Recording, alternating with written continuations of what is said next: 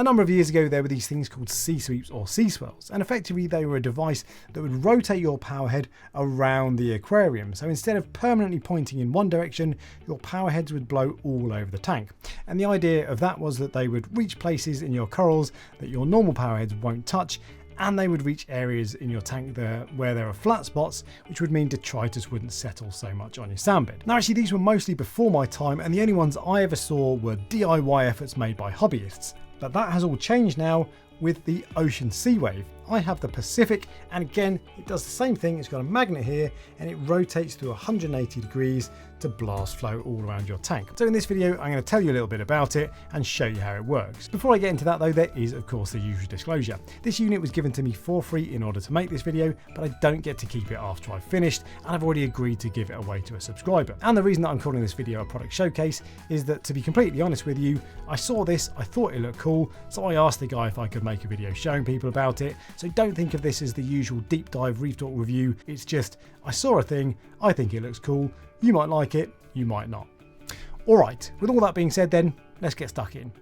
Before I show you the SeaWave in the tank, I'll tell you a little bit about it. There are various size options and accessories that you can check out on their website, and they are also available outside of the UK, so I'll link the US and UK websites in the description. My unit is the Pacific Pro, which is the largest version and which costs £299 in the UK. It's rated for powerheads up to 25,000 litres per hour with the rod at its shortest length of 12 centimetres or 15,000 litres per hour with the rod at its longest length of 20 centimetres.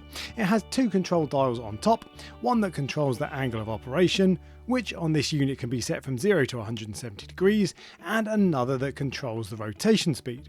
It comes with an adjustable bracket that you can use on rimless aquariums or on a Euro brace, and it has a metal plate in the base that your powerhead magnet will grip to, although you can also get plastic only brackets for certain powerheads like the AI Nero series, and that would be the option I'd go for, and I don't think I'd be comfortable with the metal plate given it's sealed by 3D printed plastic, and that if that failed it would rust and cause problems with your corals. Now when I set mine up, the unit was slightly tilted forward, and I think that's because of the offset design of the bracket, but I probably didn't do the bolt up quite tight enough because it sat much flatter when I tightened the bolt properly for these demo shots. And looking at the bracket, I don't think you'll get that issue if you mount it on a rimless tank instead of on a brace like mine. The powerhead stuck to the plate instantly, and dialing it in was pretty easy. I had speed and rotation set to full, then I just reduced the rotation dial slowly until the unit rotated through 90 degrees, which is what I was after in the corner of this tank.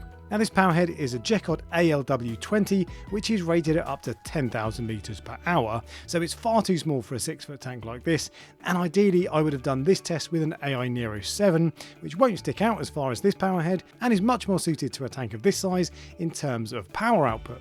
Now you have to set the powerhead to a constant speed and not any of the pulsing modes to avoid putting excess strain on the rod and motor. Now I did wonder if that would mean my corals would get a bit of a shellacking, but to be fair, the oscillating action seems to mitigate that pretty well, and I didn't feel like my corals were getting absolutely blasted. Although if I was keeping this long term, I think I'd probably get a powerhead that you can angle up or down so the flow doesn't point directly at my corals. And I'd probably also put it in the rear corner of my tank so the unit would sit nice and straight and would be out of the way. In terms of noise, you can hear the motor and it clicks at the end of its cycle, so it won't suit you if you like your tank to be quiet.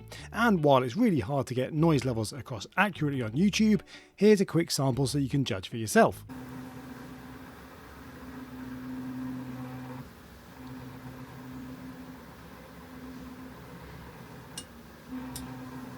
Now because Ocean Sea Products is a very small company, the build quality isn't as polished as some of the stuff you get from the big boys in the industry like Ecotech and Red Sea. And the unit and tank mount are quite bulky, so they'll interrupt the minimalist aesthetics of modern rimless tanks, and for all of those reasons I think the Ocean SeaWave is best suited to either very large tanks, tanks with a pelmet or cover on top, or tanks that are heavily grown out with coral that need to get flow to areas you can't otherwise reach. Now for all the reasons I've highlighted, the Ocean SeaWave isn't for me personally, but if all the drawbacks I've highlighted don't bother you, you can buy one using the links in the description below. They're not affiliate links, so I don't earn any commission on them, and with a new product like this, hobbyist feedback, both positive and constructive, is really helpful, so share your thoughts in the comments section below.